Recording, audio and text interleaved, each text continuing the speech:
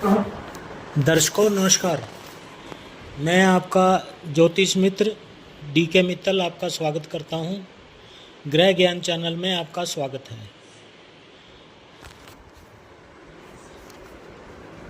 दर्शकों, आज मैं आपको ज्योतिष के बेसिक के विषय में बताऊंगा। ज्योतिष एक गणित, खगोल और भूगोल तीन विषयों के ज्ञान पर आधारित है।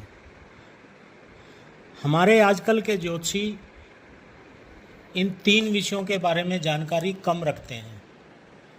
इसी कारण उनकी भविष्यवाणियां गलत साबित होती हैं और इसी कारण इस विद्या से लोगों का विश्वास उठता जा रहा है।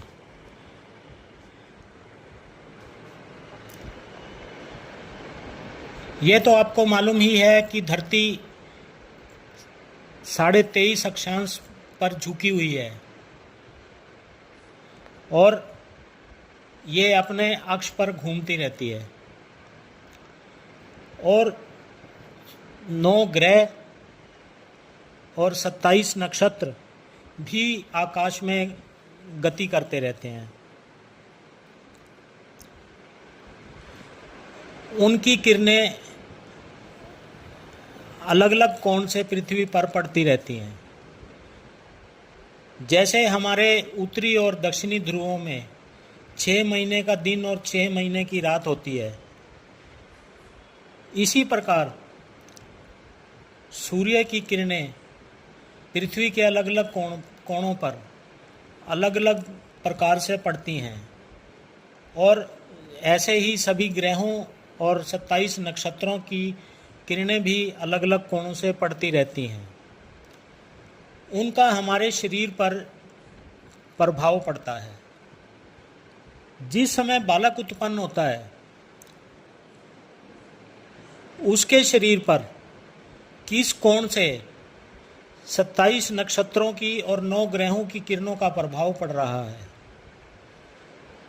और वो पृथ्वी के किस हिस्से में उत्पन्न हुआ है, उससे ही उसका भविष्य तय होता है।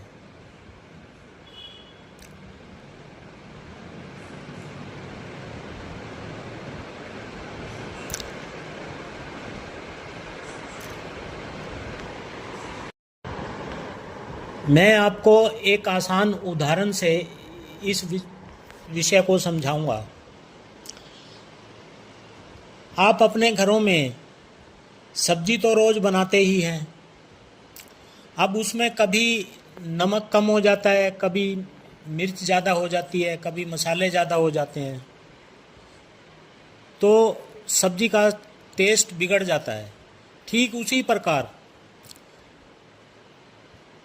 जब 9 ग्रहों और 27 नक्षत्रों की किरणें जिस कोण से किसी भी व्यक्ति पर पड़ती हैं, जब वो पैदा होता है, तो किस पदार्थ की अधिकता उसके शरीर में ज़्यादा हो गई है और किसकी कम हो गई है, ये समझना पड़ता है और उसी के अनुसार ज्योतिषी निर्णय करता है कि इसके शरीर में क्या चीज़ ज़्यादा है और क्या कम है। जैसे मंगल ऊर्जा है, देवताओं का सेनापति है। अगर किसी की कुंडली में मंगल ज़्यादा बलवान होगा तो वो ऊर्जावान होगा, उसे क्रोध ज़्यादा आएगा और उसको नियंत्रित करना पड़ेगा। इसी प्रकार अलग अलग ग्रहों का अलग अलग प्रभाव होता है।